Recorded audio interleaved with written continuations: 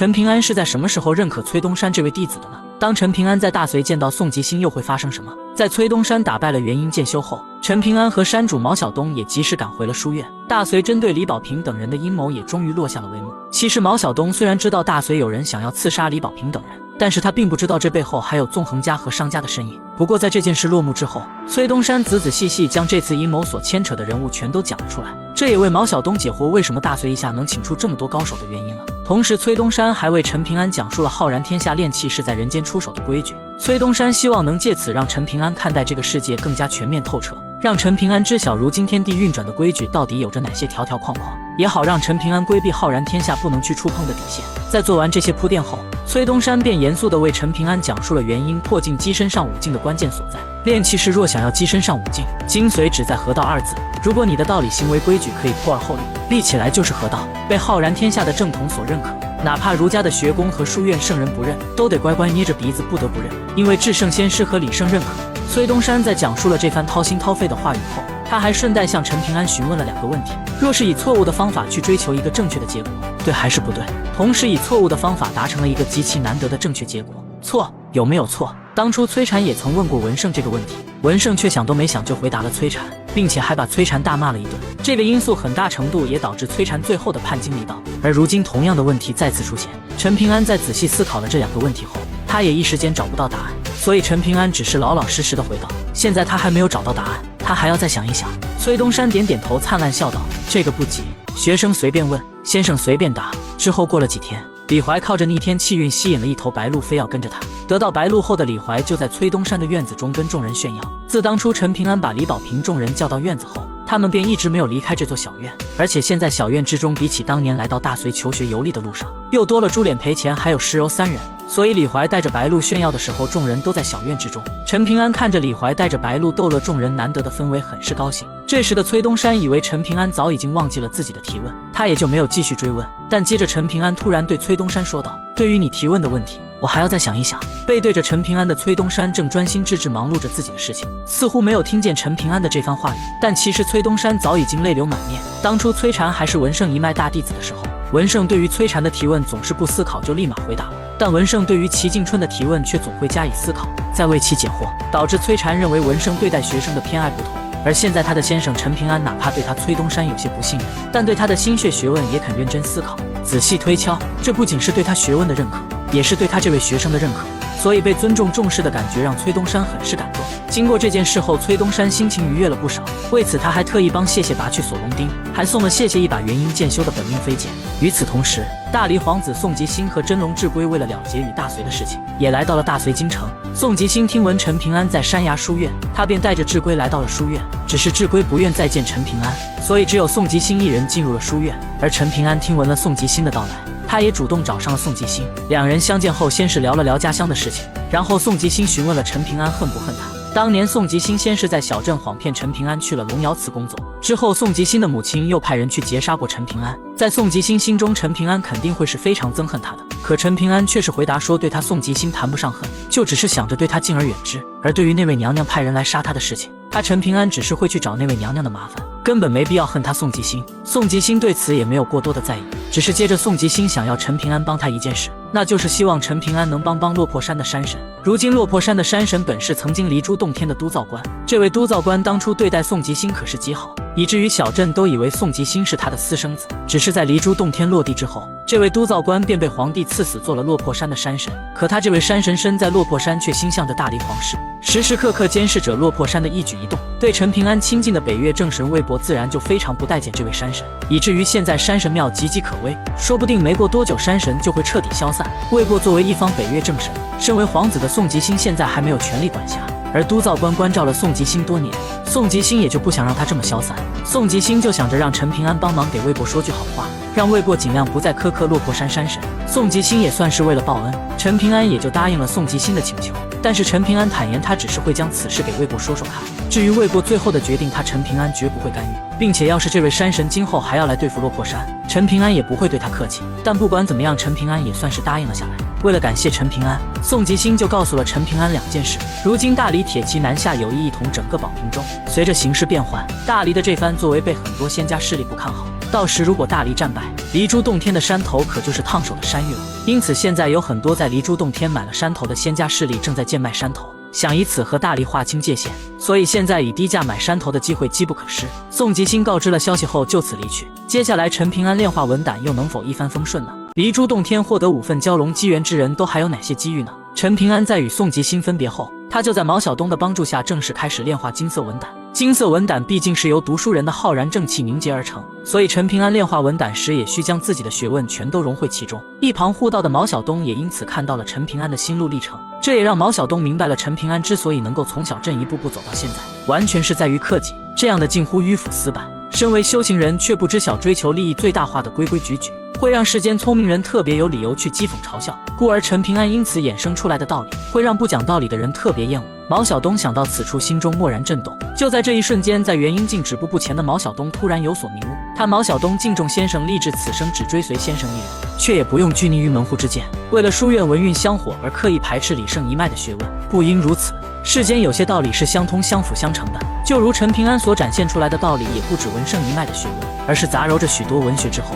才有了自己别具一格的学问。毛晓东明白了原来道理不分文脉，明悟的毛晓东也因此抓住了破镜契机，至此跻身上武境，对毛晓东来说也只是时间问题。另一边，宋吉星离开书院后就出席了大隋皇帝举办的千叟宴。神告宗仙人净道君齐真确实带着马苦玄找到了独自留在驿馆的智龟。当初陆晨在小镇找到智龟时，就曾说要将马苦玄赠与智龟使唤，只是那时的马苦玄还没有成长起来。如今马苦玄可是明洞宝平州的天之骄子，战力非凡。时机到了，齐真受陆晨的委托，就将马苦玄送到了智龟身前。马苦玄在小镇便对智龟有很深的占有欲望，所以他也甘愿做智龟的利剑。至少嚣张狂妄的他表面上是愿意的，可智龟却有些不太喜欢马苦玄。倒不是智龟对马苦玄有什么成见，而是智龟厌恶马苦玄的奶奶马兰花在小镇可是恶名远播。智龟每次去水井打水碰见马兰花，几乎都会被他谩骂。如果当初智龟不是被黎珠洞天的规矩给镇压得死死的，他早就出手让马兰花尝一尝人间炼狱的滋味了。所以作为马兰花孙子的马苦玄就自然被智龟连带厌恶。不过如今智龟手下也只有老龙城福家可以指挥，所以送上门的打手智龟自然收下了他。而马苦玄为了取悦智龟，大言不惭地表示得到他马苦玄就是得到了最大的机缘。而在宋吉星回到驿站时，马苦玄为了提升实力已经跟着齐真离开了。宋吉星当初也是小镇获得5大蛟龙机缘人物之一，只是宋吉星获得的四脚蛇与顾灿的那条蛟龙泥鳅相比有着天壤之别。顾灿的蛟龙泥鳅在书简湖可谓大杀四方，四脚蛇却总是一副畏畏缩缩的性格。但这也不能怪四脚蛇，毕竟四脚蛇身边可是有着智龟这条真龙的血脉压制。而获得金色鲤鱼的大隋皇子高轩被作为质子在大黎的黎珠洞天求学。高轩作为金色鲤鱼的主人，他自然将这份大机缘随身携带，带着如此珍贵的宝物招摇过市，很容易惹人忌讳。魏博看在高轩和陈平安有些关系，他便点拨了高轩将金色鲤鱼给放养，这样鲤鱼今后的成就只会更高。虽然大道之上人心幽微，种种上算计层出不穷，但高轩在魏博和老祖的提点下当机立断，毫不犹豫的就将这份大机缘放手投入了大江之中。高轩对此不仅有些感慨，久在樊笼里，复得返自然。而另一个获得木系蛟龙机缘的赵瑶也极不好过。赵瑶自当年离开黎珠洞天后，就被崔禅设计夺去了齐敬春的春字印。不过赵瑶也获得了崔禅赠送的一门修道秘籍和2件仙家器物。之后赵瑶便一路前往中土神州。然而在他行程大半之后，他乘坐的仙家渡船遭遇了一场黄群的攻击，最终仙家渡船被毁。赵瑶靠着木系蛟龙坠入了大海之中，逃过了一劫。失魂落魄的赵瑶在海面上不知飘荡了多久，容貌枯骨，生不如死。直至最后他支撑不住昏死了过去。本要身陨的赵瑶在齐敬春残魂的庇护下来到了一处小岛之上，在这里他将要碰见一位最得意的读书人，也是一位十足的猛人。白野登场时到底有多猛呢？浩然天下有2得意，白野是无敌。春风齐敬春前往中土神州的赵瑶乘坐的仙家渡船被妖群攻击，跌落大海的他本必死无疑，可齐敬春早已在赵瑶身上放置了一道魂魄保护着他，因此昏迷的赵瑶在齐敬春的庇护下流落到了一个只有一位读书人的小岛上。在这位读书人的照料下，赵瑶得以休养身体。刚开始苏醒的赵瑶以为救命恩人是一位隐居世外的高人，赵瑶就想要拜师跟他学习仙家术法，可被直接拒绝。后来经过一段时间的相处，赵瑶发现这位读书人除了脚力不俗外，其实也很普通。于是赵瑶就询问这位读书人是不是一位失忆人，所以才离开陆地来到荒无人烟的海岛隐居。听到这个问题的读书人觉得十分的有趣。要知道隐居在此的这位读书人一直被誉为人间最得意，因为他就是浩然2得意其一时无敌的白野。白野不仅是无敌，同时他也是一位14境巅峰大修士。虽然白野不是剑修，但他的剑意是无敌。手持仙剑太白的白野比剑修更胜剑仙，当初白野就曾一剑劈开黄河洞天，迎来天上神。赵瑶年少无知，竟然询问这位人间最得意之人是不是一位失忆人，所以白野觉得赵瑶的问题实在有趣。不过自始至终，白野也没有将自己的身份透露，而经过大起大落的赵瑶早已对自己失去了希望。好在有白野的引导，让赵瑶重新找回了自信。在赵瑶的心境趋于平稳后，他打算继续前往中土神州游历。离开前，赵瑶拿出了自己身上最贵重的木系蛟龙机缘要送给白野。赵瑶以此报答白野的救命之恩，但不管赵瑶如何相送，白野终究也没有收下这份礼物。不过对人间失望至极的白野总算从赵瑶身上看到了人间还不算太失意。而在赵瑶离开后，北距泸州扛把子火龙真人带着徒弟张山峰接连而至。火龙真人作为中土神州龙虎山外姓大天师，他这次便是想要带着徒弟张山峰返回龙虎山祭拜祖师爷。可当初火龙真人离开龙虎山时，曾答应过上代大天师，只有斩杀盘踞在中土神州一处万丈深渊的那头飞升境妖魔，他才可以名正言顺地重返龙虎山。如今火龙真人虽然有着13境巅峰的修为，有了和飞升境妖魔一决生死的能力，但为了增加胜算，他便想借走白野的仙剑太白。可白野的仙剑凭如今的火龙真人根本无法驾驭，就更不用说将剑取走对抗妖魔了。不过火龙真人的到来也让白野看到了张山峰自创独具一格的权益。白野破天荒地对张山峰流露出一抹赞赏神色，并夸赞张山峰说不定可以再为天下武学开出一条大道。有白野的这句话，也说明了其心赤诚的张山峰前途不可限量。而火龙真人没有仙剑助力，他和那头飞升境妖魔的战斗生死难料。为了帮助火龙真人，白野直接拿起仙剑太白，瞬间便来到了中土那头13境妖魔盘踞之处。白野仅是一剑挥出，那头飞升境妖魔便形神俱灭。白野的随意出手便帮火龙真人解决了反山难题。面对白野果决的出手，为自己解决了一大麻烦，脸都笑开了花的火龙真人表示很难为情。在道谢过后，他便拉着一脸茫然的张山峰往中土神州龙虎山而去。而在众人走后，浩然天下另一得意也将出现在这座小岛。他的出现也将让白野这位对人间失去希望的大佬重新对人间燃起希望。现来14境最强4人到底都有谁呢？都说三教祖师之下14境的道老二号称真无敌，但其实他并非真无敌，只因天下14境还有至强4大天王，他们可是位于三教祖师之下最强的4位顶级大佬。这4位强者分别是天地中央有个曾用一剑劈出天河瀑布的读书人，人间最得意的白野；东海崖畔有个不愿飞升枯坐山巅的无名道人，只愿清风拂面的东海老道人；西方净土有个喜欢请人喝鸡汤给人说故事的老和尚，豢养有9条天龙的鸡汤和尚；蛮荒南疆有个木芒画师，驱使与山岳等高的金甲傀儡搬动10万大山，铺就一幅锦绣图画的老瞎子。虽说如今天下如阿良新境14境的强者层出不穷，可在14境中4大天王的地位绝不可撼动。随着如今白野一剑斩灭飞升境大妖霸气登场，加上陈平安在藕花福地所见的东海老道人，4大至强者已先后出现了2位。而就在白野出现后，身在蛮荒天下的老瞎子也随之登场。老瞎子身为人族，但他却能在妖族横行强者为尊的蛮荒天下占地为王。他所统辖的10万大山，其中更是有不计其数的金甲傀儡，是名副其实的妖族禁地。便是上5境大妖也不敢擅自闯入这10万大山，不然只会成为一具具巨大窟，甚至连转世轮回也会成为奢望。可见老瞎子的实力之强。而身为至强者的老瞎子之所以目盲，其实同样是他对整座天下失望至极，便是因为失望，以至于当初他亲手抠出了自己的2颗眼珠，一颗丢在了浩然天下，一颗摔在了清明天下，意在他不忍看这个石头。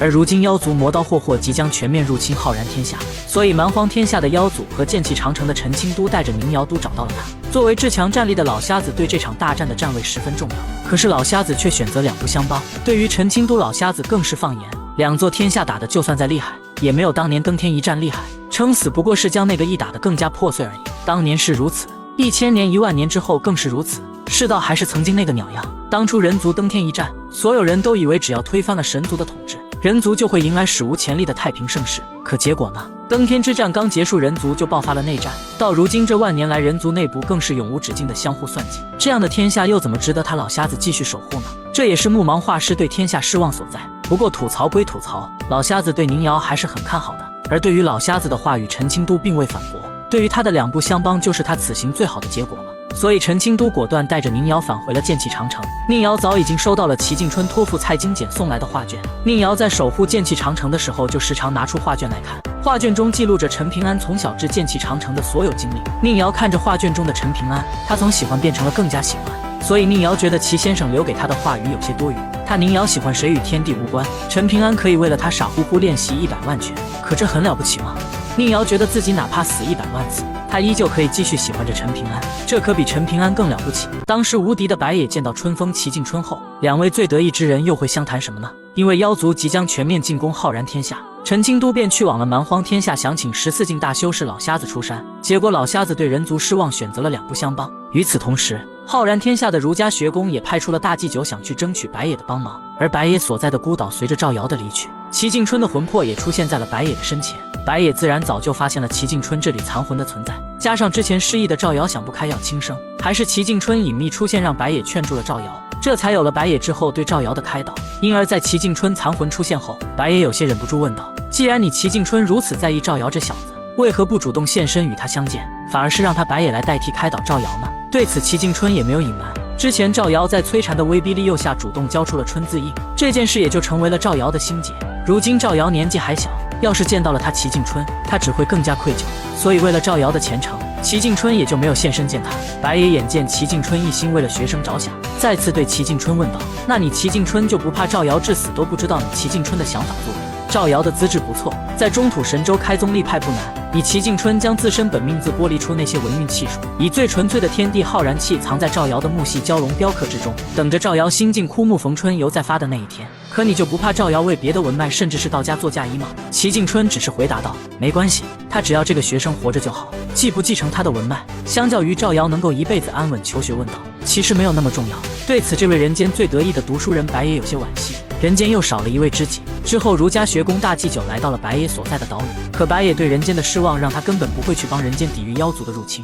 因此这位来自中土神州的大祭酒直接吃了闭门羹，愣是连白野的面都没见到。最后大祭酒只得失望离去。另一边蔡京简还在回味着和齐敬春的点点滴滴。其实当初齐敬春要给宁瑶送陈平安生平经历画卷的时候有过犹豫，齐敬春也很担忧他为宁瑶准备陈平安的画卷有些画蛇添足反而不美，为此齐敬春还询问了蔡京简对此事的看法。齐先生还对蔡京简坦言，世间男女之事，他齐敬春委实7窍通了6窍，1窍不通是也。最后还是蔡京简给出了答案，坚定了齐敬春送画卷的事情。而就是这仅仅的一次相见，就让蔡京简爱上了齐敬春，偷偷喜欢这么一个男人，哪怕明知道他不会喜欢自己，蔡京简都觉得是一件最美好的事情。修行路上以后不管100年1000年，蔡京简都愿意在四下无人的安静寂寥时刻想一想他。看来蔡京简也是一位痴情的女子呀，对齐先生一眼万年。而山崖书院的陈平安成功炼化了金色文胆，陈平安也由此跻身了炼气士第2境。在完成了这一件大事后，陈平安就写信给魏博询问了离珠洞天是否真有人转手贱卖山头一事。魏博的回信的确如宋吉星所言，洞天如今有很多人贱卖山头，并且魏博也建议陈平安尽快出手捡漏。陈平安略作思量，觉得买山一事可行，于是他就请了魏博帮忙出面，帮他商量买山的价格。虽说陈平安如今身上可谓穷得叮当响，但是大黎在老龙城一事对他的赔偿可是还欠了很多钱，所以陈平安也就不用担心没钱买山头了。莲花小人为了陈平安到底舍弃了多重要的机缘。莲花小人自跟随陈平安后几乎对陈平安形影不离，可自陈平安从桐叶州回到宝平州见到崔东山后，陈平安就让莲花小人躲了起来，让他只有在没人的时候再出现。陈平安这么做自然是故意让莲花小人躲着崔东山，毕竟陈平安知道崔东山一肚子的坏水，要是让崔东山知道了莲花小人的存在那还得了。可尽管莲花小人的行踪十分隐秘，依旧被崔东山给发现了他的存在。崔东山更是看出了莲花小人极为不凡，如果能加以指点，前途无量，将来会有大作用。因此崔东山很想将这件事告诉给陈平安，但崔东山一番挣扎后终究也没说出口，因为崔东山知道陈平安让莲花小人故意躲着他，是因为陈平安不希望莲花小人在未来能够帮助他或者怎么样。陈平安只希望莲花小人能够像如今这么一直无忧无虑的生活下去，就已经是最好的了。崔东山虽然最终也没有将此事告知陈平安，但是他却在陈平安炼化金色文档后单独找到了莲花小人。崔东山告诉莲花小人，陈平安的落魄山上有座池塘，里面有颗金莲种子，这颗金莲种子极有可能就是莲花小人的正道机缘。有种子的帮助，莲花小人将来或许可以打破元婴瓶颈，成为宝平州跻身上5境的第一头精魅，到时候落魄山也会因此大受裨益，凝聚出大量的灵气和机缘。莲花小人听后迷糊地眨了眨眼睛，但是崔东山说到此处却是摇了摇头，接着他以请求的语气告诉莲花小人，在将来的某天，要是陈平安不在你莲花小人身边的时候，有人将这件事告诉给了你，你又觉得自己特别没有出息，觉得应该要为陈平安做点什么的时候，一定不要去碰金莲种子。莲花小人越听越迷糊，自己强大了不是可以更好的帮助陈平安吗？但其实如果莲花小人这般做了，很容易在心境上发生变化，因为莲花小人是陈平安心中的世外桃源。陈平安的成长之路除了生死较量外，他遇到的更多的是一场场针对他心灵的威胁。如果莲花小人一个处理不好自己的心境，到时候没有心灵寄托的陈平安可就真的危险了。崔东山不让莲花小人碰金莲种子，完全是为了陈平安着想。所以面对莲花小人的不解，崔东山告诉他，陈平安在他身上看到了他心目中这座天地最美好的景象，最少是之一。总之，莲花小人就像陈平安回头看待自己年少时遭受的所有苦难结出的一朵花，因此每当陈平安看到莲花小人，陈平安就会心安，甚至陈平安心中还会想，原来天底下他陈平安并不孤单，也有跟他一模一样的傻瓜。所以只要莲花小人一直保持着这颗赤子之心，不管陈平安今后被这复杂的世道影响变得如何的无可奈何，只要他看到莲花小人就会略微心安一些，甚至会变得慢一些。但如果莲花小人按照崔东山的做法什么也别做，那么他将会失去晋升上武境这桩天大的机缘。不会说话的莲花小人听后使劲摇头，像是在说没有关系。莲花小人果断答应了崔东山的请求。至此，在之后漫长的岁月里，落魄山就一直有这么一头小精卫，他无忧无虑，天真无邪。陈平安无论未来成就有多高，每次出门远游返回家乡都会与小家伙独处一段时间，简简单单说些心里话。蛮荒天下明面上到底有多少巅峰战力的大妖呢？在崔东山和莲花小人达成约定后，不知情的陈平安也成功巩固了金属性的金色文胆，加上山崖书院李保平等人的危机解除，所以陈平安也随即准备和书院众人告别。他将要带着朱脸赔钱和石柔继续赶回离珠洞天，然后再前往剑修最多的北距泸州游历修行。毕竟陈平安身上可还背负着10年之约和甲子之约，他现在必须要尽快的提升实力。告别之后，众人依依不舍地将陈平安一行人送至书院大门，唯有崔东山独自相送了陈平安很长的一段路程。临别前，陈平安告诉崔东山，如今他读书还不是很多，学识浅薄，对于崔东山提出的问题，他暂时仍是给不出答案，但是他今后还是会多想想，哪怕最后还是给不出答案，也会告诉崔东山，先生想不明白，学生把先生给难住了。到了那时候，希望崔东山这位学生不要笑话他这位先生。这也大概是陈平安生平第一次主动承认了自己是崔东山的先生。再次得到重视和认可的崔东山笑脸灿烂，他突然就对着陈平安一一到底行了大礼，然后还轻声告诉陈平安，故乡陇头陌上花开，先生可以缓缓归矣。陈平安有些不解，这都入秋了，何来的春天到来？崔东山使劲摇头，愿先生心境四季如春。崔东山自然是在提醒陈平安即将面对的问心局，也是在祝愿他的先生能安然度过此关。陈平安虽有疑虑，但他并未深思，也就带着赔钱等人离去。与此同时，3月悬空的蛮荒天下，一座形若古井的巨大深渊之中，相传此地曾是远古时代某位战力通天的大妖老祖与道祖大战后的战场遗址。如今这座深渊被这座天下誉为英灵殿，殿中有排列成一圈的一个个巨大王座，总计14个。这些王座的主人无一不是蛮荒天下的至强大妖，王座高低不平，座位的次序也代表着实力的强弱，但能入座英灵殿中的大妖最少也是飞升境巅峰的存在。而就在此时，沉寂了数千年的英灵殿王座之上几乎座无空隙，每尊王座大妖无一不是显露百丈真身，唯有排名第2的王座之上是一位身穿如衫的中年人，他并未显出妖族真身，如此他在大厅也就显得小如芥子。但即便如此，这位没有显露真身的如山大妖也没有任何大妖胆敢轻视，并且座次第一的大妖还表示，接下来不管如山中年人说什么，在座的所有大妖就必须做什么，如若谁胆敢不听从如山中年人的号令，事后他这位首座大妖自然会亲自来说服他。有蛮荒第一战力大妖撑腰，可见这位如山中年人的地位之重。而首座大妖之所以出言威胁，是因为这位没有显现真身的如山中年根本没有真身，因为他乃是一位地地道道的人族修士，并非是妖族。至此，蛮荒天下大佬会议正式开始，他们商议的自然是针对进攻浩然天下的决策，这也代表了浩然天下的危机即将来临。朱脸的真实相貌到底有多惊人呢？崔禅又为什么要把阮秀拉入书简湖之局？随着陈平安离开山崖书院，崔禅在书简湖对陈平安设下的问心局也已经几乎布局完成。但为了使这场问心局更加的纯粹彻底，崔禅便再次添加了一场阴狠至极的布局，那就是把对帮助陈平安极多的阮秀也拉入了局中。这些年，阮琼成功在大理的离珠洞天开宗立派，阮琼的龙泉剑宗更是成为大理首屈一指的宗门势力。然而这些成果离不开大理朝廷的支持和帮助，所以阮琼早已经和大理皇室达成盟约，在大理需要帮助的时候，阮琼的龙泉剑宗也要为大理朝廷出力。为此，崔禅以大理铁骑南下有仙家势力作乱为由，成功的让阮琼派出了女儿和几位弟子出山为大理平定作乱。而阮秀等人此行的最终目的正是书简湖，到时候若是阮秀碰见了滥杀无辜的顾粲，阮秀要是随手打伤或者拍死了顾粲，到那时陈平安如果知道了这件事后又该怎么办呢？崔禅要的就是让陈平安在阮秀和顾粲之间做出抉择，一个是对他陈平安默默付出恩重如山的阮秀，一个是他恩人之子亲如弟弟的顾粲。难道要为了恶行累累的顾粲去找到阮秀报仇吗？可如若不报，顾灿家的一饭之恩又该如何相报呢？所以不管陈平安如何抉择，对他来说都是无解之举。为了能让阮秀如期到达书简湖，崔禅更是在陈平安回归的路途不断派人延缓陈平安的归期，以便让阮秀能成功见到顾灿。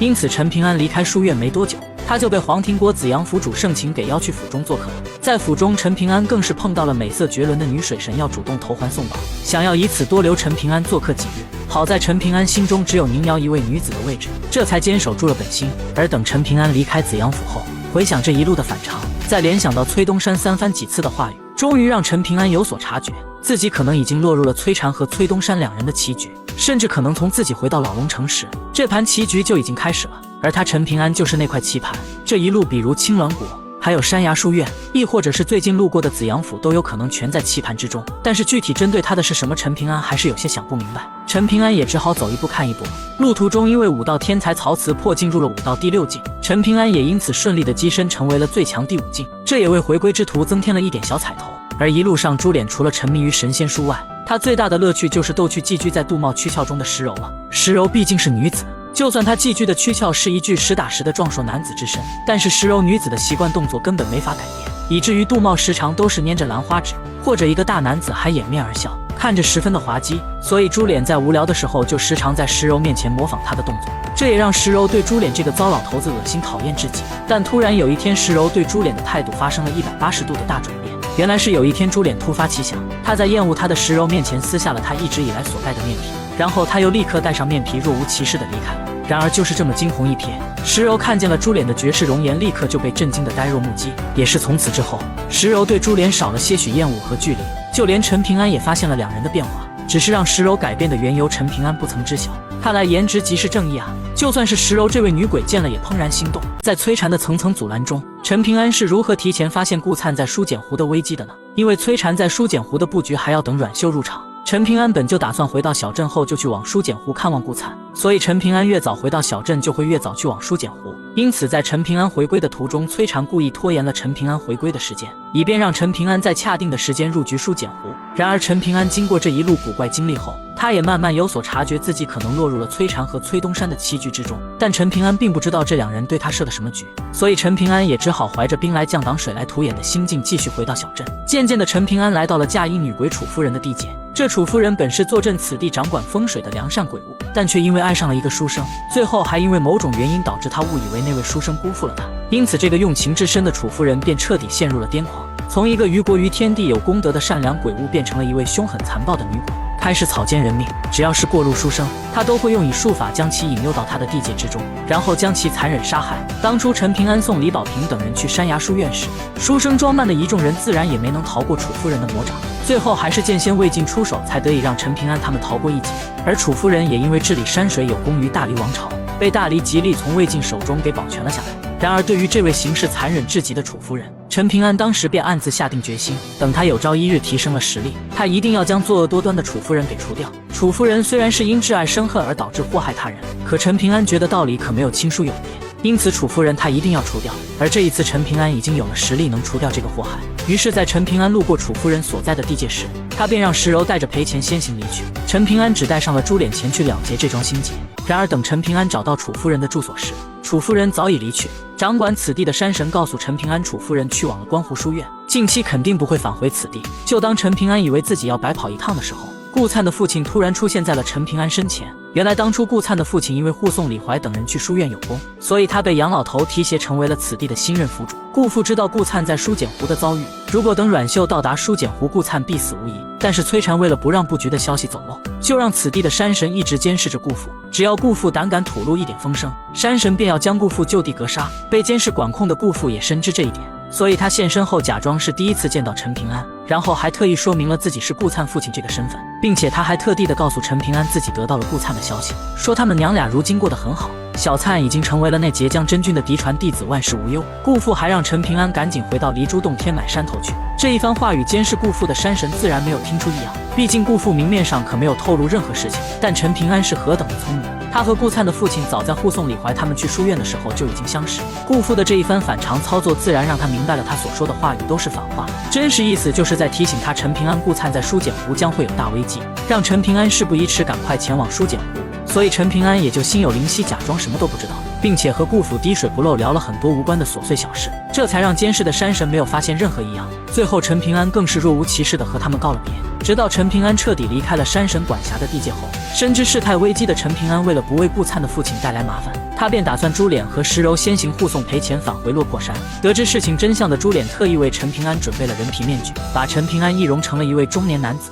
悄无声息地前往了书简湖。朱脸则是易容成了陈平安的样子，以此吸引那些监视陈平安之人。就这样，陈平安成功脱身，提前地前往了书简湖。如此一来，崔禅对陈平安设下的阮秀这一致命杀招也宣告失败。不过陈平安书简湖问心局也由此正式开始了。虽然没了阮秀这一致命杀招，但是滥杀无辜的顾灿对于陈平安来说同样也是无解之举。那么陈平安的问心局又将如何度过呢？崔禅为什么会在书简湖对陈平安设下问心局？他判出文胜一脉来到宝平州的真实目的又是什么？在了解这场问心局之前，我们必须要知道当时的天下局势。那时蛮荒天下的妖族已经在浩然天下多州制造了混乱，妖族即将要全面入侵浩然天下的野心已经昭然可见。而文胜首徒崔禅更是早已看透了天下大势，知道妖族将会破釜沉舟进攻浩然天下。可浩然天下已经享受安乐数千年之久，加上蛮荒天下和浩然天下之间还隔着一座抵御妖族的剑气长城，所以崔禅若是将此事通告天下，不仅会没人相信这件事，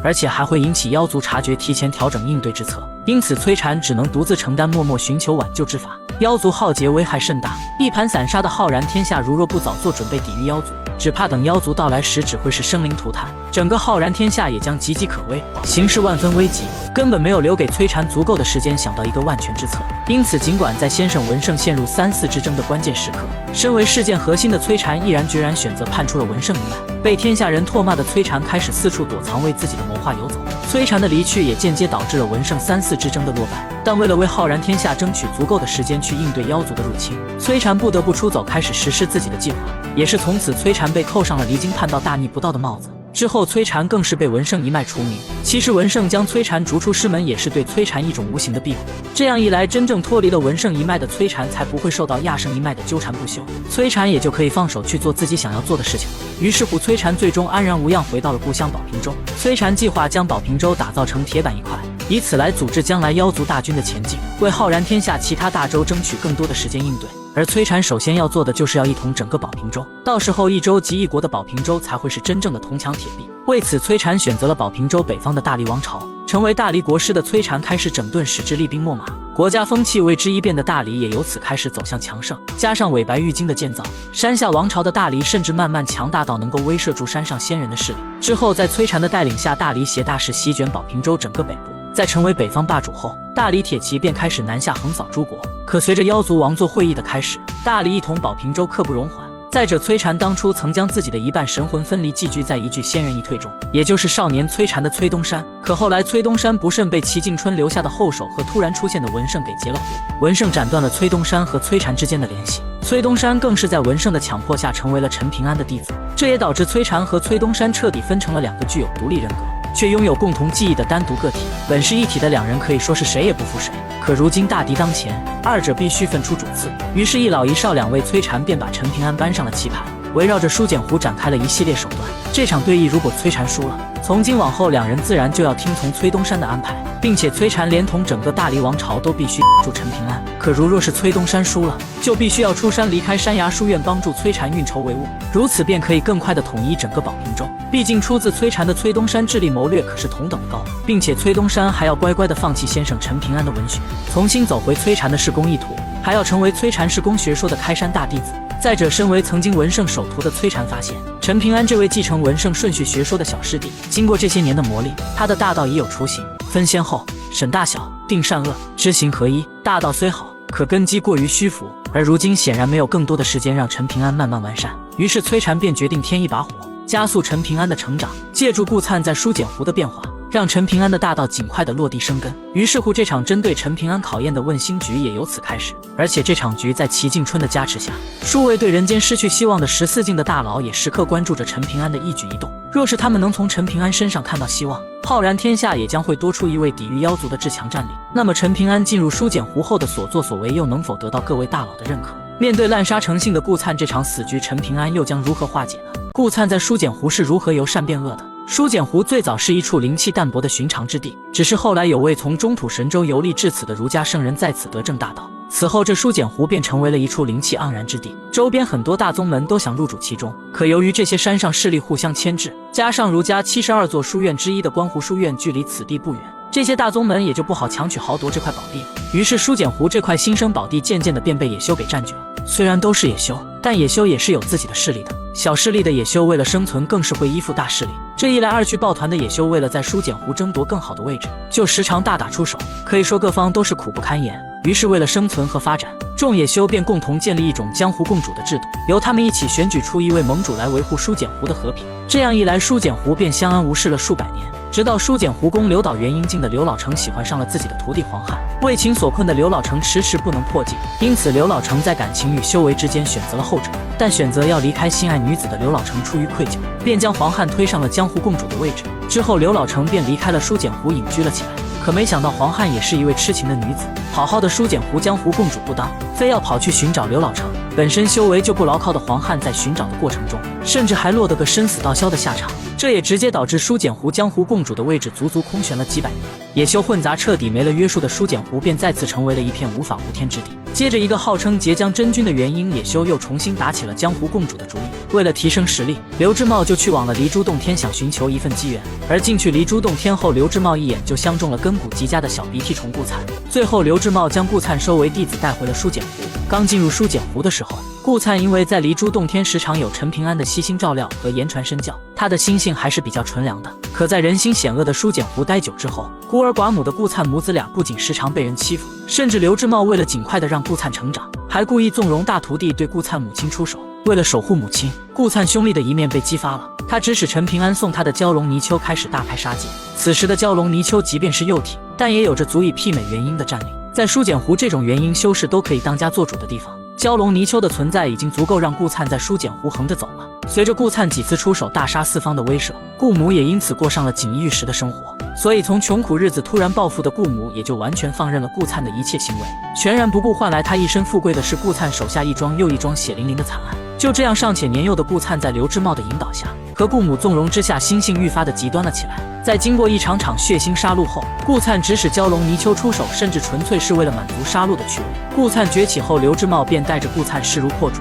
霸占了附近不少座别家势力根深蒂固的岛屿。滥杀成性的顾灿也成为了书简湖实至名归的小魔头。然而这一切陈平安并不知晓，直到陈平安路过嫁衣楚夫人的地界时，受到了顾灿父亲的指点，知道身在书简湖的顾灿将会有一场生死危机后，陈平安才在珠脸易容叔的掩护下躲过了摧残的重重阻挠和监视，易容成了一个中年男子，悄然来到了书简湖。进入书简湖后，陈平安便开始打听顾灿的消息，没想到最终得到的却是一个跋扈骄横、凶名赫赫的小魔头之名。知道顾灿这些年一切所作所为的陈平安万念俱灰。那么陈平安见到顾灿后，又将如何面对曾经跟在他身后的小鼻涕虫呢？成为小魔头的顾灿对陈平安的态度又会是怎样的呢？陈平安初次进入书简湖，见到顾灿是有多失望呢？化为人形的蛟龙泥鳅见到陈平安后又会发生什么？陈平安为了顾灿的安危，不顾一切地赶往书简湖。可当他到达书简湖的时候，却发现顾灿不仅没有危险，而且他还靠着蛟龙泥鳅成为了书简湖如日中天的小魔头。就连截江真君刘志茂都在战力非凡蛟龙泥鳅的加持下，成为了书简湖下一位众望所归的江湖共主人选。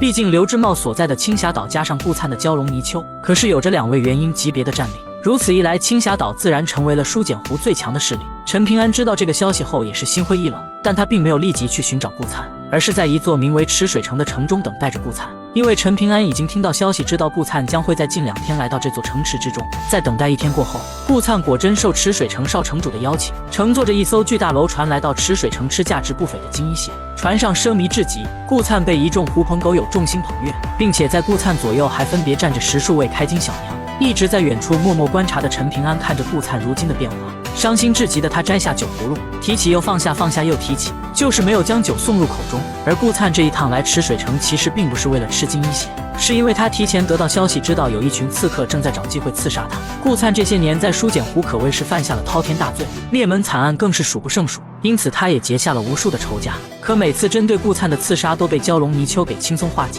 并且蛟龙泥鳅每次都会以残忍至极的方式灭杀掉刺客，所以近年来已经鲜有人胆敢前来刺杀顾灿了。如今终于有人再次打起了刺杀的主意，顾灿自然不会放过戏耍刺客的机会，因此来到池水城的顾灿表面上没有让蛟龙泥鳅跟随，只带着2位开金小娘便进了城。这样一来就给刺客制造了十分有利的刺杀条件。于是，在顾粲进城之后，刺杀一方迫不及待，直接当街就出手了。分别是一位八境剑修和八境武夫，还有一位金丹阵师。这3位高手出手打杀顾粲，本是万无一失的阵容。可没想到顾粲的蛟龙泥鳅竟然在这段时间悄悄迈入了元婴境。进入元婴的蛟龙泥鳅可是已经能化为人形，所以这一次蛟龙泥鳅正式扮成了一位开金小娘，一直跟随在顾粲身边。蛟龙之属的元婴境战力可相当于一个9境武夫加上一个元婴修士，更何况顾粲的这条蛟龙泥鳅还是世间最后仅剩的5位真龙后裔之一，他的战力也就自然要比普通蛟龙高出很多。因此，面对这3位刺客的围杀，蛟龙泥鳅直接出手，轻松就斩杀了八境剑修和武夫，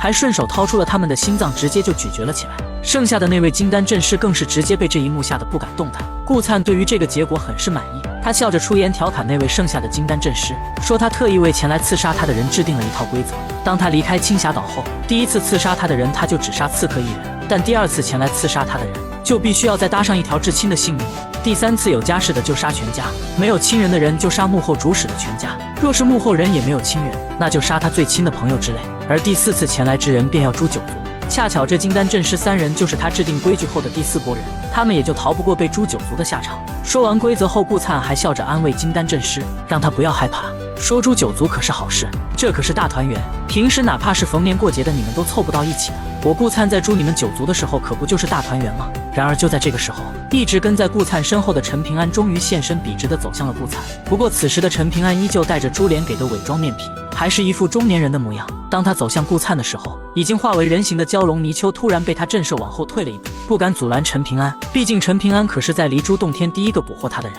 原本来说陈平安才是他真正的主人，两人的因果可一直没有被斩断。陈平安走向顾粲后，直接一巴掌接一巴掌拍在了顾粲的脸上，并颤声却厉色道：“顾粲，你再说一遍。”有心意相通的蛟龙泥鳅加上熟悉至极陈平安的声音，顾粲立刻就认出了这个中年男子就是陈平安，所以被打的顾粲并没有生气，反而是吐出了一口血水后，满脸笑意道：“哈哈，陈平安你来了呀！”与此同时，部下问心局的崔禅和崔东山也正在池水城中某处观察着两人。崔禅看着这一幕，满脸笑意：“你陈平安自己立身正，愿意处处事事讲道理，你所相信的道理没有什么亲疏有别。那么当你身边最在乎最亲近的人犯了大错，滔天大错，可那个人好像也有自己的一些个理由，这时候你陈平安该怎么办呢？你陈平安一直坚持的道理还管不管用？我很好奇，也很期待。那么以陈平安的道理，他又将如何对待顾粲呢？剑妈是如何看待崔禅对陈平安设下的问心局的呢？一心为女儿遮蔽天机的阮琼又为何会让阮秀前往书简湖？随着陈平安和顾粲的相见，这也宣告了崔禅把阮秀拉入问心局的计划失败。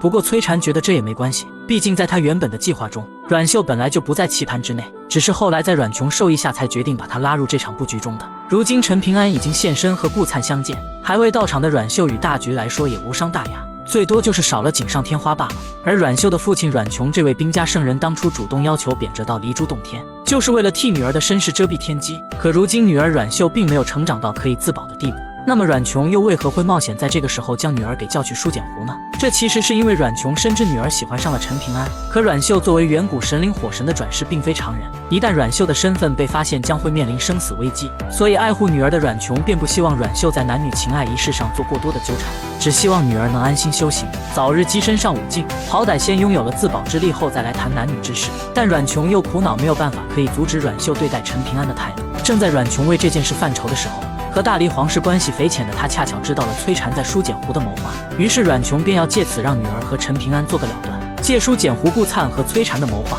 引导阮秀去书简湖杀掉作恶多端的顾粲。这样一来，阮秀就会和陈平安心生间隙，阮秀也就可以好好的安心修行了。因此阮琼投桃报李，找到了崔禅。崔禅作为浩然天下绝顶聪明人物之一，他自然非常清楚阮琼想要的是什么，同时崔禅也可以借阮秀提高对陈平安的考验门槛。就这样，两人一拍即合成功，便将阮秀派去了书简湖。可阮琼不知道的是，因为顾粲父亲冒死向陈平安透露了消息，导致他想斩断女儿和陈平安关系的计划已经失败。不过其实在阮琼心中，他还是非常认可陈平安的人品的，如若不是阮秀的身份特殊，阮琼还是很乐意收下陈平安这个女婿的，而且还不用担心女儿跟着陈平安会受到委屈。只可惜的是，阮秀并非普通人。另一方面，在老龙城遭遇大劫的郑大风也悄悄回到了离珠洞天。郑大风自然首先去问候了自己的师傅杨老头，并且郑大风告诉师傅，如今他修为全失，他准备去落魄山给陈平安当看门人。杨老头对此并没有反对，从一位9进5夫成为一位腰杆都挺不直的看门人。郑大风询问了师傅对他是不是很失望，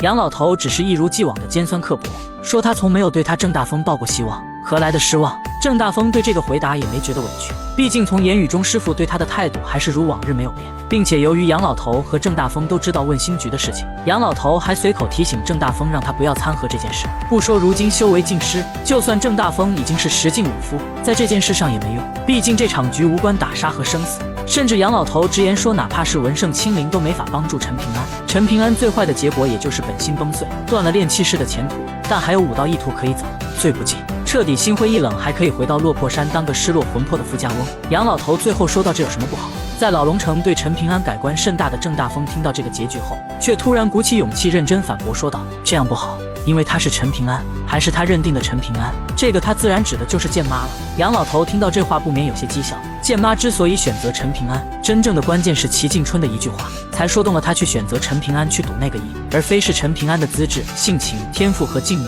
况且在这件事上他根本就不在乎，说不定巴不得陈平安更爽利些，只要陈平安不死就行，哪怕走入一个极端，他乐见其成，到时候陈平安出剑只会更利爽。而杨老头也要借这场问心局淬炼陈平安的剑心，让经历过此事的陈平安再不去讲那些束手束脚的仁义道德，只觉得天大地大，唯有一剑在手便是道理了，好以此帮助剑妈丢掉早先陈平安不果断的剑鞘。这说来说去，郑大风明白了，深陷死局的陈平安这次只有依靠自己才能安然度过。死局，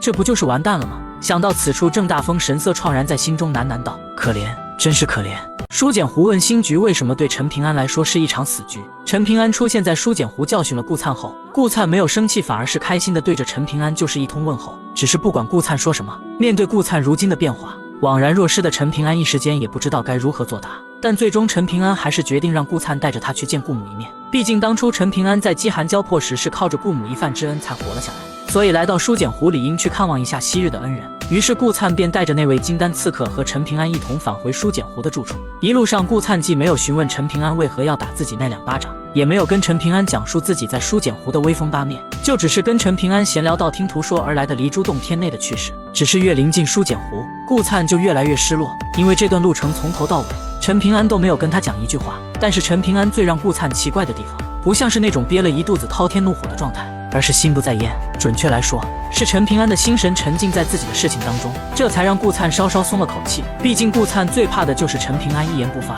见过了自己打了自己2个大耳光后二话不说的就走了。若是这样的情况的话，那就代表着陈平安将会与他划清界限，这辈子2人都将会是陌路人了。好在这样的事情终究没有发生，可顾灿不知道的是，在陈平安眼中，如今他顾灿可是犯下了滔天大错。心神不定的陈平安其实就是在为如何面对他顾灿而烦忧，但顾灿可不会想这么多。他见陈平安久久不搭理自己，于是为了讨好陈平安，顾灿就向陈平安表示说他愿意放了那位金丹刺客。金丹刺客瞬间看到了生还的希望，他也立马向陈平安磕头求饶。对此顾灿的做法反而更加的让陈平安愤怒和失望了，因为陈平安生气的根本就不是顾灿杀人，而是顾灿的滥杀无辜，行走江湖生死自负，你杀我，我杀你，天经地义。可顾灿却要牵连他人的朋友亲人，甚至连他9族都不放过，为什么要牵连这么多无辜之人？这才是让陈平安真正生气的原因。于是面对顾灿的做法，陈平安终于开口了，他询问顾灿为什么不只杀他一人，反而还要牵连他背后那么多无辜之人。顾灿却是回答说，只杀他不管用，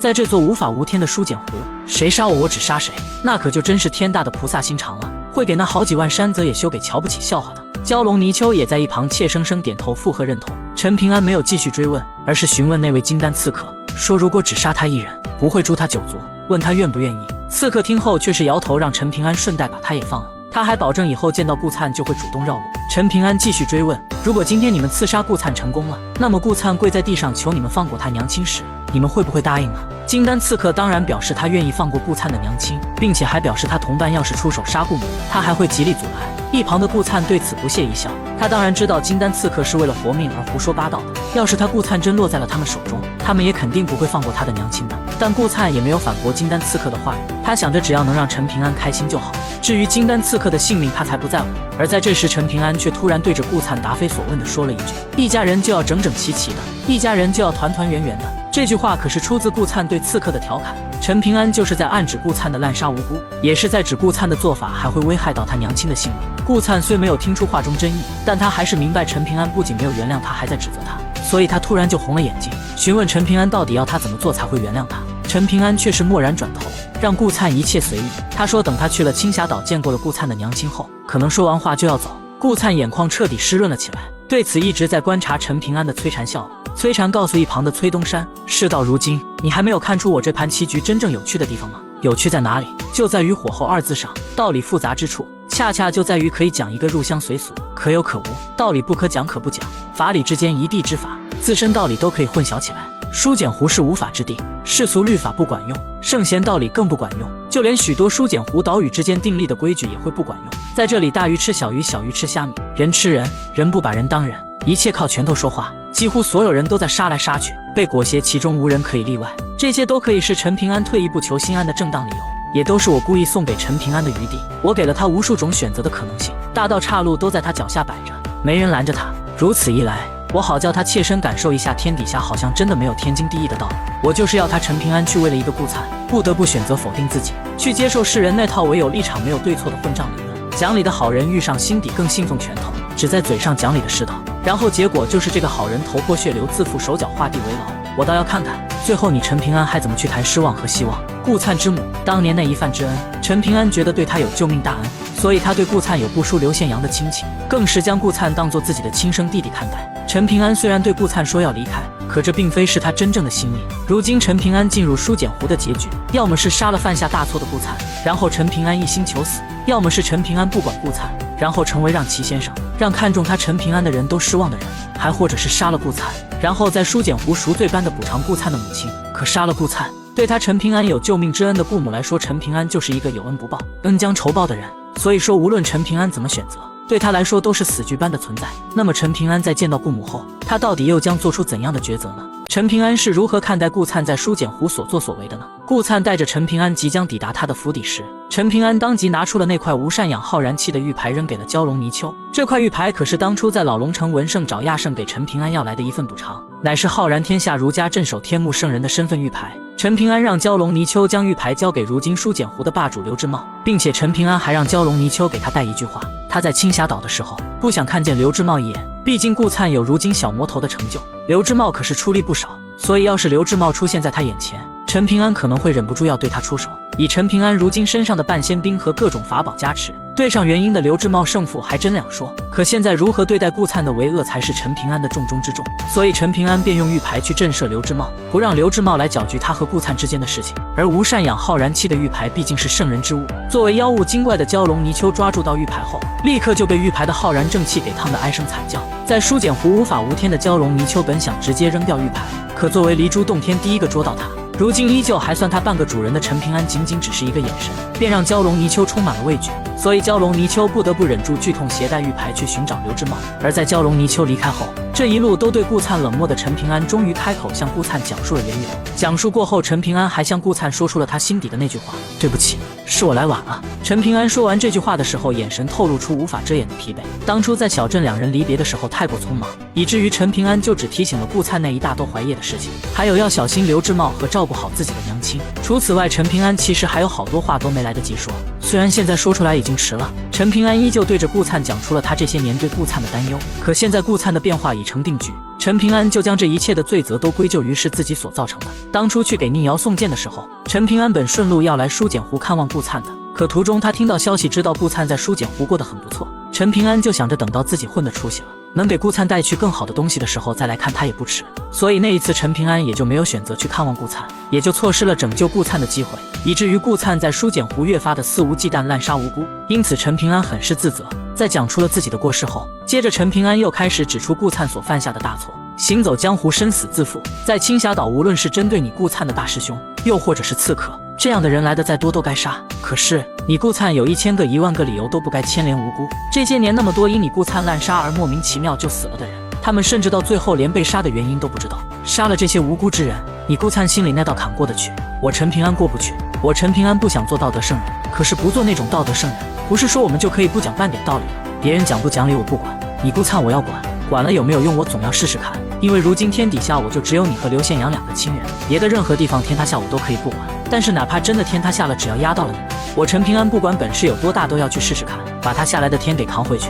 就算扛不回去挑不起来，那我陈平安就是死也要帮你们讨回一个公道。当年搬山元在离珠洞天欺负了刘宪阳，陈平安就曾不顾性命为刘宪阳讨回过公道，所以陈平安是真的说到做到了。只是如今在书简湖，陈平安却觉得只是说这些话就已经耗光了所有的精神气。两人一说一听，就这么来到了顾灿的府邸。得到消息的顾母也已经准备好了饭菜，等待着两人。在进入府邸前，陈平安最后眼神黯然地对着顾灿轻声道：“我已经说完了，也没力气再说什么，所以到了饭桌上，你说你想说的，我都会听着。”陈平安还让顾灿大胆讲出自己的心里话，心里对自己的作为是怎么想的就说什么，不用担心讲出的话他陈平安喜不喜欢听。早已流泪满面的顾灿伸手擦干了眼泪，没有出声。接着陈平安随着顾灿进入府邸，而在跨过门槛的时候，陈平安也摘掉了猪脸精心打造的面皮，重新露出了本来的面目。那么顾灿又能否因陈平安的话而认识到自己的错误呢？顾灿面对陈平安的质问死不认错，崔禅却是对陈平安满是赞赏。随着顾灿将陈平安带入他在书简湖的府邸后，陈平安终于见到了昔日恩人顾灿的母亲。只是如今的顾母今非昔比，从昔日小镇农妇一跃成为穿着华贵的妇人，而翘首以盼的顾母见到陈平安后也一时间百感交集，以至于他看着陈平安千言万语竟是说不出一个字来。因为顾母内心深处其实对陈平安愧疚至极，当年在小镇刘志茂找到他说了蛟龙泥鳅的事情后，为了能够让儿子顾灿留住蛟龙泥鳅这份大机缘，他也是歹毒心肠了一回。他很希望这个帮过他儿子很多年的陈平安死了算数。陈平安当时也因此遭受了一场无妄之灾，所以在见陈平安的顾母一时之间愧疚的说不出话来。好在陈平安率先开口与顾母打了招呼，顾母这才领着陈平安和顾灿坐到了早已备好的饭桌之上。虽然陈平安已经提前打过招呼，只想吃家常菜，可饭桌子上仍是摆满了一大桌子极为丰盛的菜，甚至还有书简湖最为稀罕的仙家酒酿。本不爱喝酒的顾灿难得的喝了一口酒水后，他终于吐露心声，向陈平安回答他在书简湖滥杀无辜的事情。顾灿表示，在这书简湖如果只杀那些个出手的刺客，那么指使刺客前来刺杀的幕后人就永远不会停手。自己的娘亲只有一个，还有他顾灿的性命也只有一条。为了娘亲和自己的安危，他不得不出手斩草除根，不然他们母子俩将永无安宁。所以顾灿觉得自己的做法根本没有错。为此顾灿还对陈平安撂下狠话，哪怕陈平安要因此出手打死他顾灿绝不还手。但是在他被陈平安活活打死之前，他还要告诉陈平安，他顾灿没有做错，就算他错了，他也不认也不改，并且还是这辈子死都不会改。说到最后，顾灿已是满脸泪水。在这与虎谋皮的书简湖，加上还有截江真君刘志茂在幕后推波助澜，顾灿为了生存不得不将欺负他的人赶尽杀绝，以此立威。其实从小镇走出的顾灿刚开始面对这一切自然很是害怕，所以顾灿很希望陈平安能够在他身边像以前在小镇一样保护他和他娘亲。可陈平安没有在他身边，顾灿就不得不依靠自己的手段保护自己和娘亲。然而他所经历的一切艰难困境，陈平安都不知晓。还有他顾灿为了活下来的目的，又何尝不是为了有一天能够再次见到陈平安？结果到最后陈平安来了，就只知道打他骂他。说完心里话的顾灿有些委屈无叶地走出了屋子，而陈平安则是礼貌地让顾母为他盛了一碗饭。然后陈平安又从怀中掏出了一本书，放在了那碗饭旁边。一饭之恩是活命之恩，一本全谱还是救命之恩。陈平安伸出手轻轻抚平全谱，不知不觉这本全谱竟已陪伴着他走过千山万水，见过无奇不有的大千世界，见证过陈平安所有的悲欢离合。只是当初顾灿将全谱送给陈平安时，陈平安就曾说过他会将全谱还给顾灿，所以在今天陈平安就打算归还这本全谱。然而顾灿却以为陈平安归还全谱是要和他划清界限，以至于已经走出房门的顾灿害怕的怒吼，大声呼喊让陈平安不要归还，直至最后顾灿从怒吼变为了哀求。陈平安也明白了顾灿的心思，可陈平安压根就没打算离顾灿而去。于是陈平安告诉顾灿，他之所以会打会骂顾灿，还会跟顾灿讲那些他琢磨出来的道理，是因为他不会对顾灿不管不顾，就更不会丢下他而去。就算如果哪天他离开了书简湖，也一定是他心里的那道坎迈过去了。如果迈不过去，他就永远在青霞岛和书简湖待着。知道陈平安依旧待他如初的顾灿听后破涕为笑，高高兴兴的又回到了饭桌。接着陈平安又突然对顾母讲了一个道理，如果当年顾母没有心善送出那一碗饭，那么他陈平安也就不会将蛟龙泥鳅送给他儿子顾灿了，就更不会有现在的富贵生活了。所以善有善报，恶有恶报，还是要信一信的，但不能今天过了安稳的日子，就只相信有善报，忘了恶有恶报。顾母默默垂泪，一言不发。他很害怕今天自己不管说了什么，对于儿子顾灿的未来将会变得不好，所以他宁肯一个字都不愿多说。其实这也是陈平安想要的结果，因为陈平安不想让顾母在顾灿的问题上过于干涉他，从而影响顾灿。毕竟要说顾灿在书简湖做错了，不仅是顾灿不肯认错，实际上就连顾母也不会觉得自己儿子做错了，因为顾灿有如今的变化也是有他教导的原因。顾母的不简单陈平安当然是知道的，可在陈平安心中感恩就得感恩一辈子，所以哪怕陈平安知道了顾母当初想害死他，他依旧没有半点怨恨。接着陈平安还告诉了顾灿母子俩一个好消息，那就是顾灿的父亲还在世。虽说他如今成为了阴物，但他们一家三口终有一天会有团圆的时候。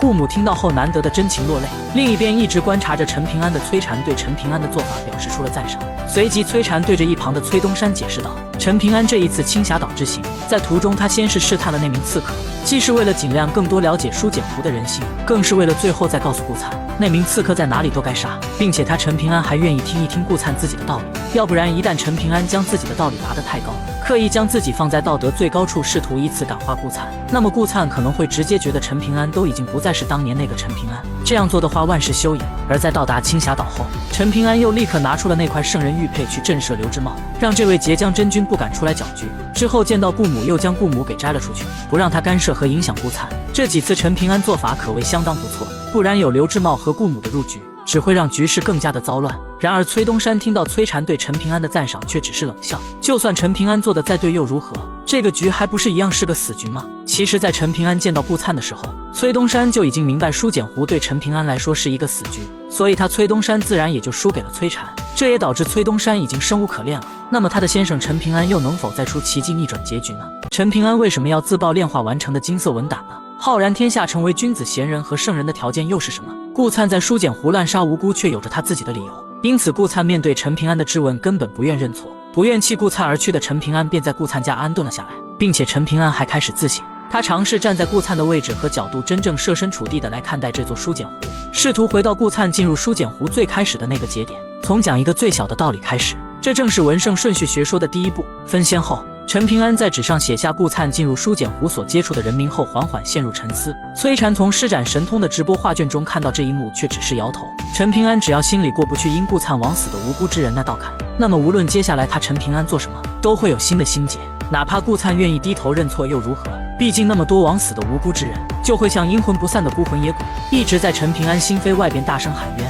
责问陈平安的良知。况且陈平安还有几大难处，崔禅没有对崔东山隐瞒。第一难在顾灿愿不愿意认错；第二难在陈平安如何一个个捋清楚从书上读来，从别人嘴里听来，还有从自己琢磨出来的那么多道理中找出自己道理的那个立身之本。第三难在知道了立身之本后，会不会发现其实是他陈平安错了，最后又能否坚守本心？第四难就在陈平安如何去做，最难就在第三和第四难。第三难他陈平安就注定过不去，崔东山却只关心陈平安的第四难，可崔成却笑了。第四难在有无数个难。崔东山闻言闭上了眼睛，这不就代表了先生陈平安一辈子都走不出这场问心局了吗？第二天，虽然经过一晚，陈平安还没有找到完全可以说服顾灿的道理，但是陈平安仍是告诉前来找他的顾灿，他希望顾灿能对这个世界了解更多，因为江湖不只是舒简湖，你顾灿终有一日也会离开舒简湖，到时候所接触的法理道德也将会不一样。就例如浩然天下72书院的规矩，读书人通过饱读诗书思考出来的立身学问，能够适用于一国之地，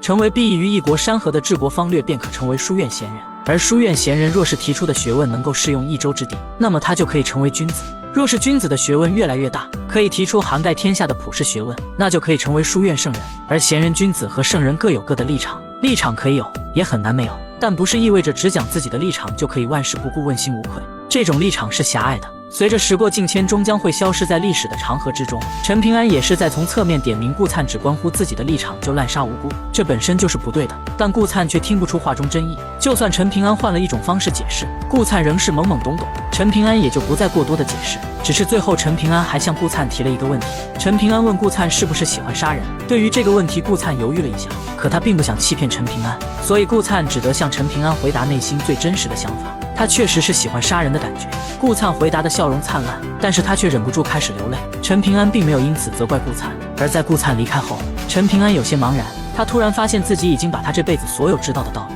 可能连以后想要跟人讲的道理都一起说完了。可顾灿不仅没有觉得自己有错，而且他心中那把杀人刀还在他顾灿手里紧紧握着，时至今日他也根本没打算放下。他顾灿就是要滥杀无辜，并且就是不认罪，由此证明顾灿已经无可救药了。可陈平安又能怎么办呢？陈平安只是会更迈不过去自己的那个心坎罢了，因为顾灿是他陈平安绝对不会抛弃的那个人。于是陈平安颤颤巍巍伸出手，从袖子里拿出了一个锦囊。这个锦囊是当初崔东山让赔钱转交给陈平安的，赔钱让陈平安在最生气的时候打开锦囊，而锦囊里面仅仅只有一张纸条，上面写着：陈平安，请你不要对这个世界失望。陈平安看完之后只是喃喃道：我只是对自己很失望罢了。崔禅见此爽朗大笑，无比快意。崔东山则是失魂落魄，而陈平安看完纸条后开始闭目，他的神识来到了当初炼化的金色文胆所在之处。自文胆被他彻底炼化后，文胆所在的府邸便形成了一个碑剑挂书的金色如山小人。陈平安向那位金色如山小人作揖拜别。原本已经结丹雏形，有望达成道德再深境界的金色文胆如山小人，千万言语只是一声叹息，毕恭毕敬与陈平安一样作揖拜别。然后砰然一声，整座人参小天地之中如敲丧钟，响彻天地间。那颗金色文胆砰然碎裂，如山小人儿也随之消散于世间。陈平安本认为自己可以做到善恶分明，甚至欲恶必除，这也是他陈平安修行大道之根本。文胆也是在这样道心之下炼化成功的。可直到再见顾灿，陈平安在顾灿身上看到了他所认定的恶，所以按照陈平安的道理来说，顾灿必须要除掉，不然他的道心就将蒙尘。可顾灿娘亲对他陈平安又有一番救命之恩，杀了顾灿又会让自己心存愧疚，道心不安。面对这亲疏与善恶，陈平安最终只能承认自己的大道错了。于是陈平安选择自爆文胆，舍弃他之前错误的大道，重新建立一条更加完善，对有些被逼成恶人的人能做出正确处理的大道。这样一来，陈平安虽然可能会失去修行根本，但好在能留下顾灿，就算失去了修行大道，他也不会为自己的选择后悔。陈平安的文胆品质有多高呢？文胆乃是儒家正气加身成圣的必备之物，凝聚着浩然天下的气运种种，只有达到儒家标准的精深神气才能凝结出来。城隍沈温赠送陈平安文胆时就曾自信地说过，他的这颗文胆不输保平州一州任何人，可见金色文胆的品阶之高。而陈平安炼化完毕后，文胆还形成了一位卑贱的金色如山小人。当初文胆在炼化完成之际，金色如山小人就对陈平安说了一句连山崖书院毛晓东都捉摸不透的言语：知错能改，善莫大焉。这其实就是陈平安内心深处对顾灿怀揣着的深深隐忧，同时也是陈平安对自己的一种暗示。犯错了不可以不认错，不是与他陈平安关系亲近之人，他就觉得他没有错，甚至还要偏袒他，这是不对的。而这句话指的是那些错误是可以努力弥补的人。可是在顾灿的手中死了那么多无辜之人，顾灿又不会认错，陈平安又不能杀了顾灿，更不能弃顾灿而去，那么现在该怎么补救？对错是非就摆在那里，陈平安终究做不到可以破例，做不到自欺欺人。所以陈平安发现自己选择的大道如今自相矛盾，也就代表着自己的大道有误。于是他坦然接受了自己的错误，果断选择自爆了大道根本的金色文胆。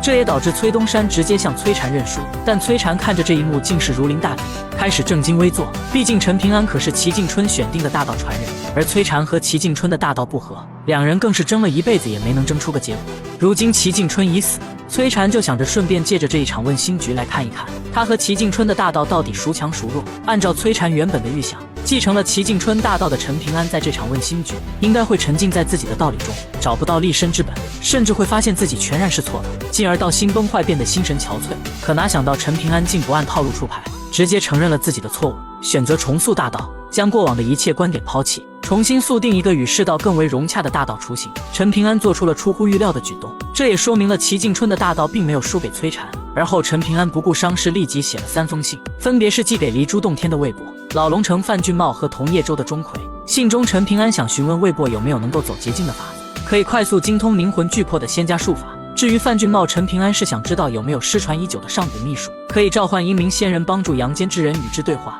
而寄给钟馗的信中，陈平安是想询问一个人死后如何成为鬼魅阴物，或是如何投胎转世的诸多讲究。做完这一切之后，陈平安便对顾灿隐瞒了自己受伤的原因，搬出了顾灿的家，独自在青霞岛住了下来。虽然自碎文胆的陈平安受伤不轻，瞧着神色萎靡，脸色惨白，但是他整个人却焕然一新，不管是看谁都眼神明亮，并且陈平安还跟顾灿的大师姐要来了青霞岛所有修士和杂役的档案。虽然陈平安对青霞岛来说只是一个外来人，但由于陈平安用天目圣人的玉牌震慑了刘志茂，以至于刘志茂看到玉牌差点给吓傻了。所以在刘志茂的吩咐下，陈平安在青霞岛基本有求必应。而陈平安接到档案后，便开始一页一页的查阅。陈平安自顾地成为了顾灿的账房先生，只是陈平安所记录查阅的不是顾灿的家底和花钱流水，而是顾灿在书检湖所犯下的一桩桩血案。陈平安将档案内因顾灿而死亡的人名一个个都记录在册，并且还包括他们的籍贯、亲人和家庭住址。当然，也有很多被顾灿所杀没有记录在青霞岛档案之上的，这些人物陈平安则需要顺藤摸瓜，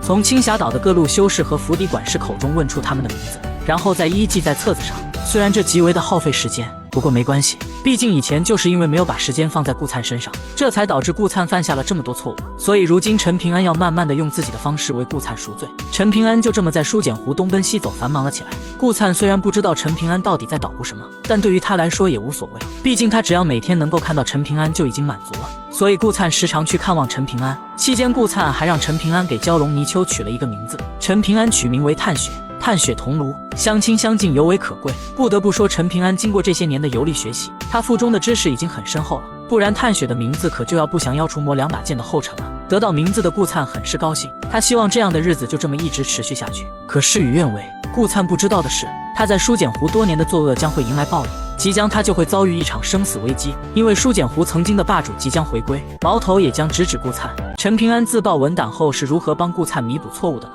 随着陈平安本命物金色文胆的消散，陈平安也以摧残没想到的方式直接跳到了摧残安排的第4难之上。这最后一难难在无数难，而这无数难正是指的顾灿所犯下的种种杀孽。于是为了帮助顾灿弥补错误，也为了让顾灿明白是非对错，陈平安便准备把顾灿所杀无辜之人的魂魄给聚集起来，然后询问这些人是否存有心结和遗憾，尽量的帮他们完成遗憾。虽然这样的事听起来很荒唐，但这是陈平安唯一能想到帮助顾灿弥补过错的方法，所以陈平安才会写下3封信询问魏博3人有没有方法可以和阴灵对话。这也正是陈平安这几日在收集死在顾灿手中人员名单的原因。陈平安为的就是为凝聚他们的魂魄做准备，同时陈平安还开始极力克制顾灿，让他不再滥杀，不然陈平安所做的一切都将白费。而由于陈平安收集名单需要东奔西走询问很多人，刚开始因顾灿青霞岛的人还是比较尊重陈平安的，只是当陈平安询问时对谁都比较和气之后，无形中也让不少人对他少了许多敬畏心思。毕竟在书简湖可是实力为尊，他们觉得要是陈平安真有实力，又怎么会对他们和和气气？这样一来，就有很多人都觉得陈平安只是个花架子，没有实力，以至于都有人敢直接对陈平安动手。先是有顾灿的朋友吕采桑看不惯陈平安对顾灿指手画脚，所以吕采桑直接堵住了陈平安的去路，扬言要教训他一顿。这时的陈平安已经深知书简湖的规矩，出手就必须要足够震慑他人，减少那些不必要的麻烦，所以陈平安也就直接唤出半仙兵剑仙震退了吕采桑，从而打消了那些还准备出手之人的念头。而后陈平安在出游的时候又碰到了一波刺客，以7境剑修为首，足足有10多人，而刺客前来刺杀的理由也很简单，只因为陈平安出自顾灿的青霞岛就该死。所以对于这样不分青红皂白就出手的人，陈平安也是果断出手反杀了对方。这一次陈平安同样没有藏拙，不仅唤出了初一15 2把飞剑一起作战，更是唤出了那张日夜游神真身符中的2具神灵傀儡。陈平安因此在书简湖名声大振。只是陈平安不知道的是，由于此时正值青霞岛刘志茂选举江湖共主的关键时刻，书简湖本还有很多势力都不认可刘志茂。可经过陈平安这一出手，那些不知道陈平安来历根脚的人就以为陈平安是刘志茂新请来的供奉，因此一时间导致刘志茂声势暴涨，使得很多人都倒向了刘志茂。而不知情的陈平安之后也收到魏博的回信，魏博不愧是最对陈平安上心之人，他收到陈平安的信后大概猜到了陈平安想要做什么，所以魏博直接问1答3，将陈平安寄出的其余2封信的答案也给回答了出来。最后在密信的末尾还有魏博附赠的2门亲笔秘术，有借助天地间的水运精华来寻觅灵魂重塑魂魄的，还有上古蜀国剑仙的赤剑手段，用来破开阴阳屏障，以剑光所及地带作为桥梁和小径勾连阳间和阴冥与去世仙人对话。不过这个方法需要寻找一个天生阴气浓郁体质的活人，作为返回阳间的阴物栖息之所。简单来说，就是要借身还魂达成对话。这个人在密信上被魏博称之为形体，必须是祖阴阴德厚重之人，或是天生适合修行轨道术法的修行奇才能承受。而这2门秘术又以后者为佳，毕竟前者有损祖宗阴德，后者却能够以此精进修为，转祸为福。陈平安反复浏览这封密信，暗暗做出决策。与此同时，顾灿那边沉浸在荣华富贵的顾母又开始作妖了。顾母劝儿子顾灿不要学陈平安一样当个好人。顾母说陈平安这般好人，他当年在小镇是喜欢，可是在如今的书简湖，好人不偿命，祸害1000年，真不是什么难听的言语。在这儿由不得他们心肠不硬，甚至顾母在听说了陈平安如今的本事很大，他就还想着让陈平安成为顾灿的助理。顾灿对此反而没有多想，只是让娘亲放心，他不会学陈平安的，况且天底下只有一个陈平安，他说他也学不会。而顾母之所以不想让顾灿变成一个好人，其根本原因并不是为了想护着儿子，而是他害怕顾灿一旦变好了，他就会失去自己享乐的依仗。这也是陈平安发现顾母的变化搬离顾灿家的原因之一。